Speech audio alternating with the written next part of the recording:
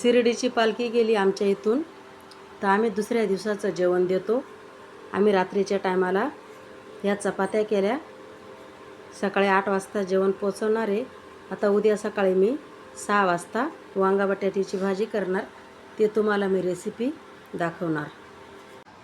मी आज सकाळी लवकर उठली कारण साई पालखीचा भंडारा बनवायचा आहे. पहिले चपात्या करून घेतल्या. आता 3 किलो बटाटे, 3 किलो वांगे, त्याच्यासाठी वाटण अर्धा किलो कांदा, अर्धा किलो शेंगदाणे, अद्रक, हिरवी मिरची, लसूण, ओलं खोबरं, टमाटे अर्धा किलो, कोथिंबीर, हे मी वाटण आता करते. कांदा तेलात परतून घेते. कांदा मस्त गुलाबी होऊन गेला की आपण त्याच्यात अद्रक टाकू. आता खोबरं बी मस्त तेलात परतून घेतलं. आता आपण मिरच्या आणि लसूण एकत्र परतून घेतो. आता टमाटा परतून घेते. आपला टमाटा बी मस्त शिजून गेला. कोथिंबीर बी त्याच्यातच परतून घेतली. शेंगदाणे बी मस्त भाजून घेतले आपण. आता वाटण तयार झालं आपलं. 3 किलो बटाटे, 3 किलो वांगे.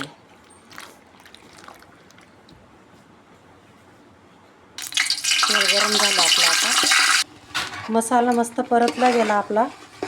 अजून 2 मिनटं आपण चांगला परतू देऊ याला. एवढा मसाला टाकते मी त्याच्यात. आता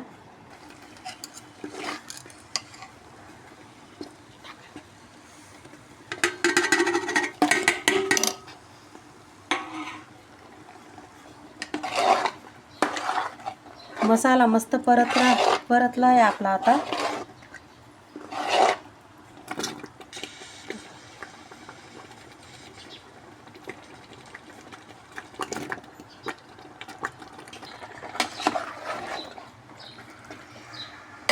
हे आमचं पालखीचं जेवण आहे.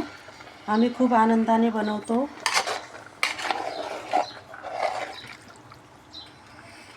आपण याच्यात आता गरम पाणी टाकतोय.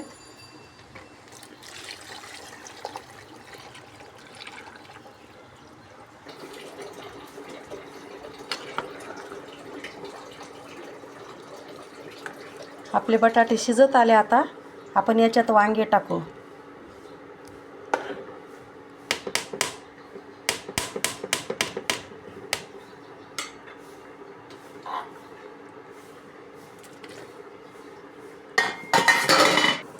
वांगे आपण सगळे टाकून दिले. आता मिक्स करते भाजी. वांगे टाकले गेले. आता चवीपुरतं मीठ टाकते.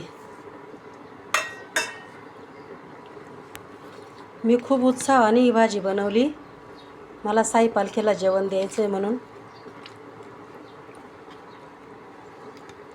आता अर्धा तास भाजी शिजू द्यायची.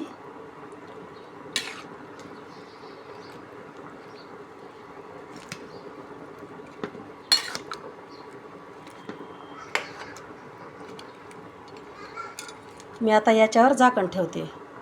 ही भाजी तयार झाली साई पालखीची. आम्ही खूप हौशीने बनवली. आता आम्ही हे डबे तयार करून द्यायला चाललो.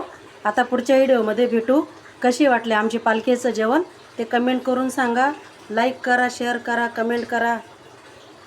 आम्ही खूप आनंदाने ही भाजी, चपात्या सगळं जेवाने आनंदाने बनवलं.